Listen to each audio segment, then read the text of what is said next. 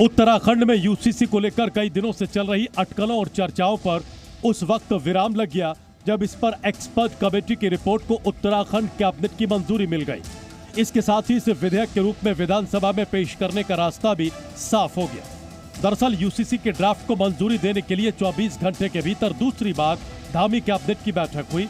CM आवास में 1 घंटे चली कैबिनेट बैठक में रिपोर्ट को हूबहू मंजूरी मिली, यानी रिपोर्ट की सभी सिफारिशों के साथ बिना किसी संशोधन के स्वीकार कर लिया गया। आगामी विधानसभा सत्र में यूसीसी को समान नागरिक संहिता को विधेयक के रूप में लाने का प्रस्ताव सर्वसम्मति से आज मंत्रिमंडल में पारित हो गया है। आगामी सत्र में हम इसको सत्र में रखेंगे और विधेयक बनाने की दिशा में आगे बढ़ेंगे। बताया जा रहा है कि अब इसे 6 फरवरी यानी कल विधानसभा में पेश किया जा सकता है।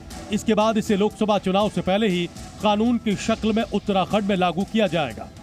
इससे पहले उत्तराखंड के सीएम धामी ने एक्स पर पोस्ट कर यूसीसी को पीएम मोदी के विजन से जोड़ा और इसे संकल्प से सिद्धि तक ले जाने का वादा भी किया।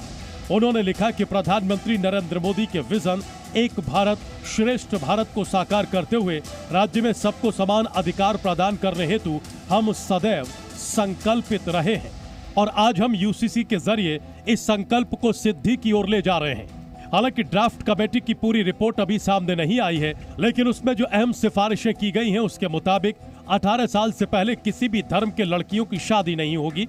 शादी के बाद उसका रजिस्ट्रेशन अनिवार्य होगा। साथ ही तलाक के लिए पति पत्नी के अधिकार समान रहेंगे। इसके अलावा बहु विवाह, हलाला, इद्दत पर पाबंदी लगाई जाएगी। पारिवारिक संपत्ति में लड़कियों को लड़कों के बराबर हिस्सा मिलेगा। इसमें लिव इन डिक्लेरेशन को जरूरी बताया गया है। साथ ही इसकी सूचना माता पिता को भी देनी होगी। उत्तराखंड में यूसीसी लागू करने की तैयारी ने कांग्रेस को दुविधा में डाल दिया है।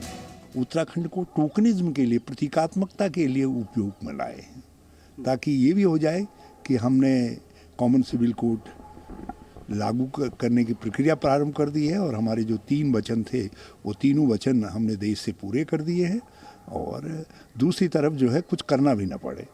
यदि ये इतना ही आवश्यक है देश के लिए जितना उत्तराखंड के संसाधनों को, हमारे भारी संसाधन इसमें व्यय हुए हैं, और यदि इतना ही आवश्यक था तो फिर केंद्र में क्यों नहीं लाए? अब वहीं बीजेपी यूसीसी को एक देश में एक विधान की जरूरत बता रही है। जो अच्छे कामों का विरोधी कर रहे हैं, ये किसी को परेशान या तंग करने के लिए नहीं है, बल्कि देखिए हमारे पास संसाधन सीमित हैं, जमीन सीमित है, अनाज सीमित पैदा हो रहा है और उस पर मकान सीमित बने हुए हैं।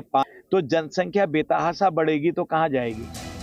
आपको बता दें कि कश्मीर से अनुच्छेद 370 हटाने और अयोध्या में राम मंदिर के निर्माण के अलावा यूसीसी बीजेपी का तीसरा बड़ा कोर एजेंडा रहा है। 1989 के मैनिफेस्टो में पहली बार बीजेपी ने इसका वादा किया। उसके 35 साल बाद उत्तराखंड की बीजेपी सरकार इसे अमली जामा पहनाने की तैयारी में है।